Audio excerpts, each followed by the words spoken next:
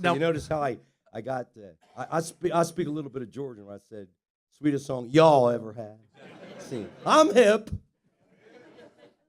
Now, when we were talking about rock and roll and stuff, and then Chuck Berry came up in our conversation. Did he write that song? Yeah, He did. his first gold record. Really? Mm-hmm. Wow.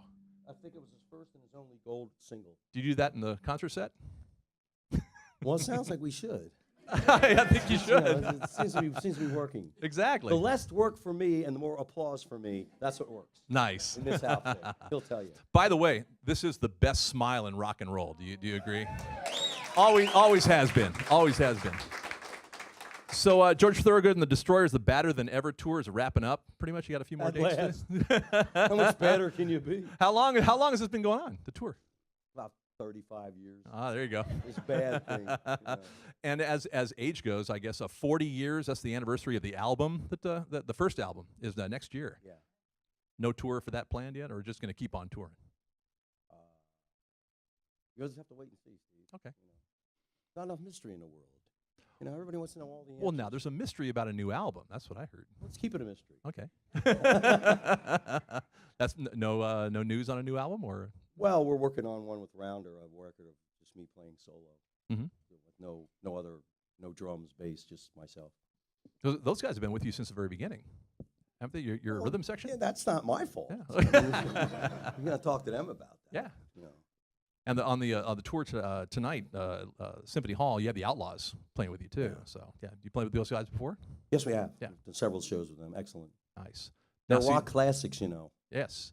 Classic rock. I want to talk about that classic rock element because sure there's a you good do. story behind that. But now going back to some classic moments, opening up for bands like the Outlaws, opening up for you guys.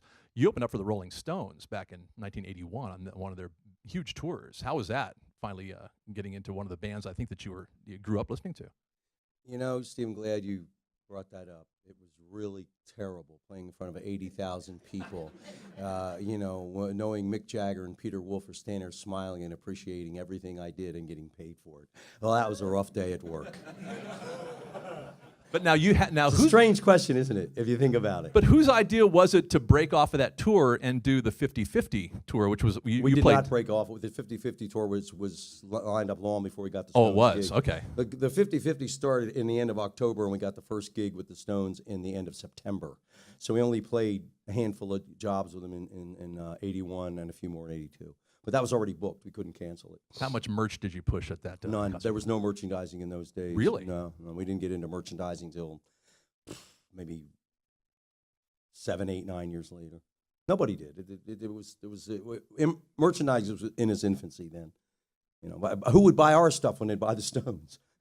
Okay, think about it. Well, after the set that you guys would pull off in that time period, I mean, gosh, Well, we didn't even give it any thought. I'm not really big on merchandise. I really had to be kind of dragged and kicked and screaming into the world of merchandising. I just like to get paid for the music and the jokes.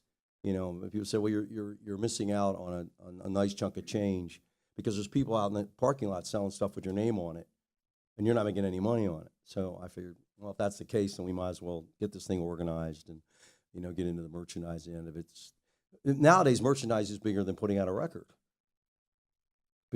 People slap down $400 for merchandising because they can see it and they know it's good already. With a record, they're going, gee, I don't know. It's a gamble. Now, it was tough when you started out because Rounder Records is the label that picked you up, and they were just a small blues label back then. Bluegrass. Bluegrass. No, not blues. Bluegrass. Oh, it's bluegrass. Yeah, they were more like a label that was. They were like a film documentary thing was what they did, which I didn't know. I thought they were a current, conventional record label, just like any other one at that time.